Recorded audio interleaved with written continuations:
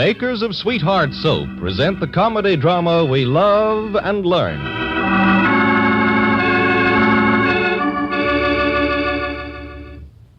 Ladies, when you shop today or tomorrow, save nearly 25% in this sensational 1-cent sale of Sweetheart Soap. You get a full-size cake of pure, mild Sweetheart Soap for only 1 cent when you buy 3 cakes at the usual price. And that applies to the regular size cake and the big new bath size Sweetheart. It's your best soap buy today. Simply buy 3 regular size cakes of Sweetheart and get 1 regular size cake for only a penny more. Or buy 3 bath size cakes and get 1 bath size cake for only a penny more. Offer good only while 1-cent sale packages last. Today, get Sweetheart, the soap that agrees with your skin.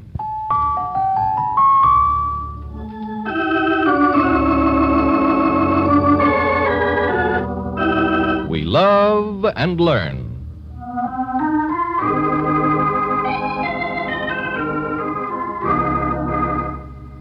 In hair curlers and a bathrobe, munching an apple, Dixie Blake lies comfortably ensconced on her sofa. As she turns the pages of a magazine, she occasionally sniffles.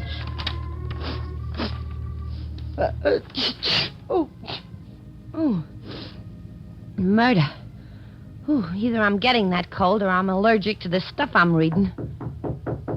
Yeah? Who is it? It's Thelma. Oh, come on in, kid. The door's unlocked.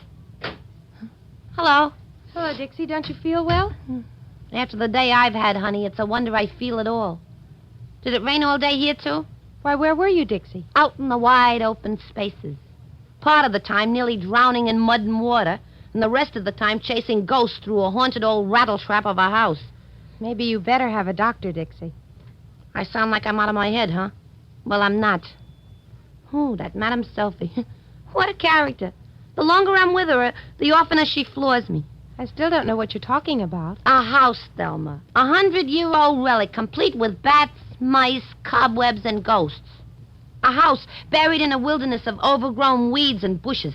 You mean Madame Sophie bought a house? Yeah, and she's going to live in it. Well, what's wrong with that? Madame Sophie's heard the call of the wild. Her peasant blood is cooking like the inside of a volcano. Imagine, Fifth Avenue's smartest designer is going to be a gentleman farmer.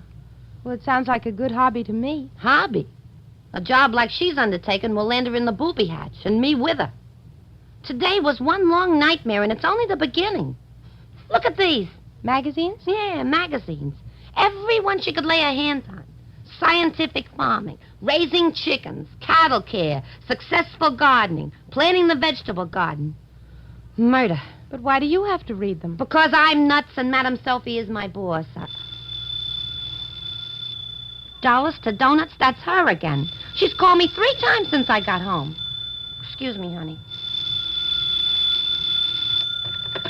Hello? Dixie, you are reading the magazines? Yes, Madame Sophie, in between phone calls. So who is bothering you so much? A gentleman farmer by the name of Madame Sophie. Huh? It's okay. I'm getting along fine. Only one thing. What? One magazine you missed out on. Which? How to Catch a Ghost. Again with the ghosts.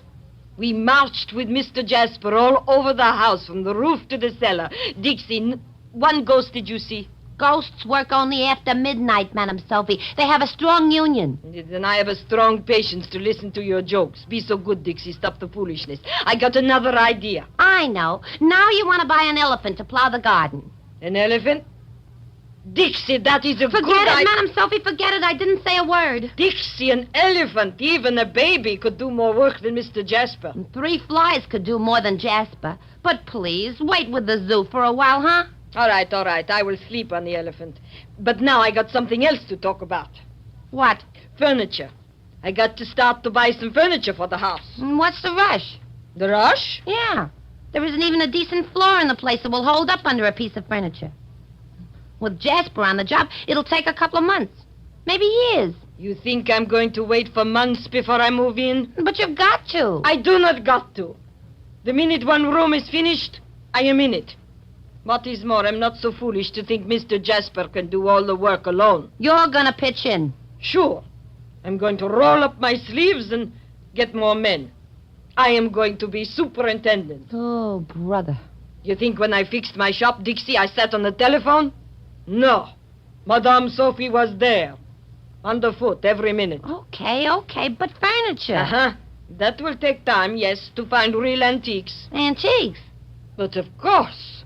A house in the country 100 years wants furniture with holes from real worms. Tomorrow we commence to look. But we can't both sit around at auctions, Madame Sophie. With Andrews away, too, what's going to happen to your business? A couple of hours a day, solid rock like my business can wait. Well, I guess you know what you're doing. What then? You know what I'm doing? So all right, Dixie. In the morning, tomorrow, you come in a little early. We will get cleaned up and start looking. Okay. If I don't develop pneumonia during the night, I'll be there. Don't develop nothing, Dixie. You hear? We've no time now for foolishness. So goodbye. 8:30 in the morning. I will see you. How do you like that? Did I tell you I was going to land in the booby hatch, Thelma? Madame Sophie wants you to help her buy furniture? Antiques, no less. The real thing. And she's moving into that ghost rookery as soon as she can park a bed in one of the rooms. Why do you keep saying ghosts, Dixie? Because the place is crawling with them. You didn't see anything or hear anything, did you? Madame Sophie insists that they were just sounds any old house makes. But you can't fool me. Oh, our house in the country talks all night. Used to scare me half to death when I was a child. Well, it gives me the creeps now. The silence of the country. Nuts. Give me an apartment in the city anytime. Where you know what you're listening to. An automobile horn is just that, and not a ghost blowing his nose.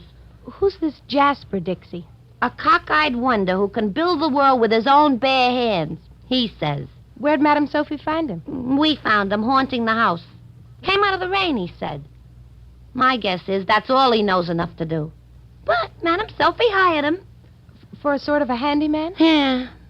Well, let's talk about things around here. How'd you make out with Ma Carlton? Well, that's what I came to tell you. Well, give. You're in for a surprise, Dixie. The old girl never said a word about you and Jim getting out. That's right. Well, that's a load off my mind. I was sure she'd ask you and Jim to move into a furnished room. She's done the reverse, Dixie. The reverse? What do you mean? She's moved out herself. What?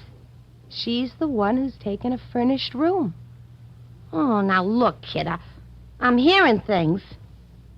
Do you mean to stand there and tell me that Mrs. Carlton handed over her little nest to you? We tried to stop her, Dixie. Jim was just beside himself, but it didn't do any good. Ma's moved out? She's actually gone? Yes. I'll be darned. I knew you'd be surprised. Surprised I'm out cold. For Pete's sake, honey, aren't you? Well, after what you told me, how angry and bitter she still was, I certainly didn't expect her to behave that way when she came back. She didn't fall on you and Jim like a ton of bricks? No, on the contrary, she said a lot of nice things. Nice? Ma? She called us her children and asked me to call her mother. Oh, this I can't stand. I don't get it. I don't believe it. I don't trust it. Well, it's a little hard for me to believe, too, after all those horrible things she said before. I smell a rat, Thelma. A rat as big as a house. Ma's pulling one of her tricks. Maybe not, Dixie. Maybe we ought to give her the benefit of the doubt. Mrs. Carlton runs benefits for herself and no one else. She's up to something, and no one can tell me different. Thelma, where is Jim now? With her, helping her get settled. He barely bolted his supper down. Uh-huh. I've got it. Got what? Thelma, you've been had. We've all been had. She's put one over on you, but good. But I don't see what you mean, Dixie. Come in. Oh, Jim. I thought I'd find you here, Thelma. Hello, Dixie. Hello yourself. Come on in. I'm kind of tired, but okay, just for a minute. Well, what have you two girls been gabbing about? Oh, things. Thelma's just told me about your mother, Jim. Yeah, what do you think about that, Dixie? Bet you never expected my mother to do anything like that. To make such a sacrifice. Sacrifice my foot. Really, Dixie? Maybe Ma's kidding you two babes in the woods, but she isn't kidding me. Oh, now look here, Dixie. Your old lady is one smart cookie, Jim. And moving out on you was no sacrifice, believe me. Is that so? I suppose it's easy for an old, sick woman to give up her own home. A cinch. When she's taking with her the only thing in the whole cockeyed world she wants. And what's that? You, my dear little simple Simon, you. Her one and only angel child. Oh, aren't you a little off the beam, Dixie? No, pal, I'm on the beam, right smack on it. If Ma stayed with you and Thelma, she'd have to share you. Now, cooped up in a small hole in the wall, she's got you just where she wants you. I think I'm beginning to see what Dixie means, Jim. Well, then you're all alone. I don't see it. Let me open your eyes, Jim. Where were you tonight? Helping Mother get settled. What's wrong with that? She called you at the office, no doubt, and asked, would you mind? So what? How much settling is there to do in a furnished room? Well... Yeah, well. Tell the truth, Jim. What did you do for your mother tonight except listen again to how much she's sacrificed for you? Well, just having me there helped the first night alone. She's going to be just as alone the second night and the 10th night and the 88th. And she's depending on you to realize how sad and lonely and unhappy she is. And you'll keep running over there. Well, mister, now do you see what I mean? Yeah. So, what are you going to do, Jim? What Ma expects? Well, how do I know, Dixie? How can I see what... Oh, nuts. Okay, Thelma. You're on the 40-yard line, and here's where you start carrying the ball. I wish you luck.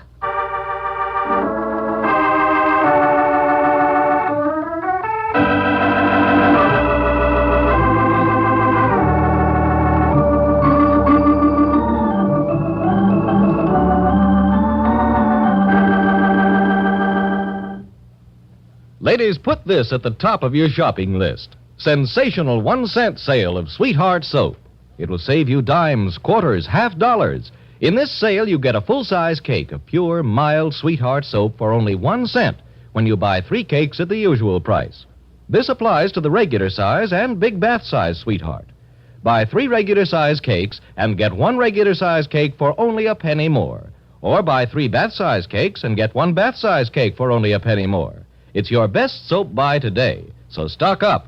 And for a lovelier complexion in just 1 week, put aside casual care. Start beauty care with Sweetheart. See how soon your skin looks softer, smoother, younger, too.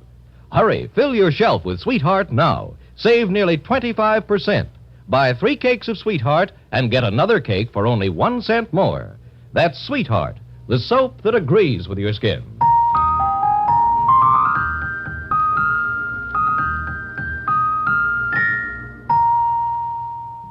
Ladies, the makers of Sweetheart soap want more women everywhere to enjoy the benefits of their wonderful wash day product, Blue White Flakes, the new revolutionary product that blues and washes at the same time. So here's news about a spectacular 1-cent sale of Blue White. Listen, here's how you'll save nearly 25%.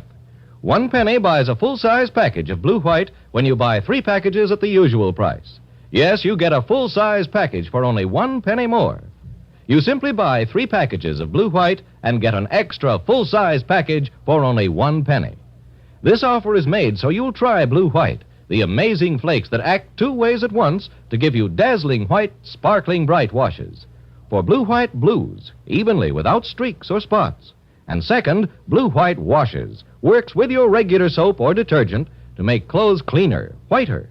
This offer good only while 1-cent sale units last, so hurry. Today, get a full-size package of Blue White for only 1 cent with 3 packages at usual price. Stock up today. At this same time, Monday, we love and learn. This is Dick Dunham speaking for the makers of Sweetheart Soap and Blue White Flakes.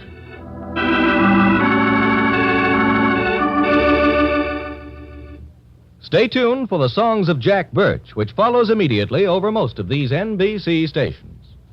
This is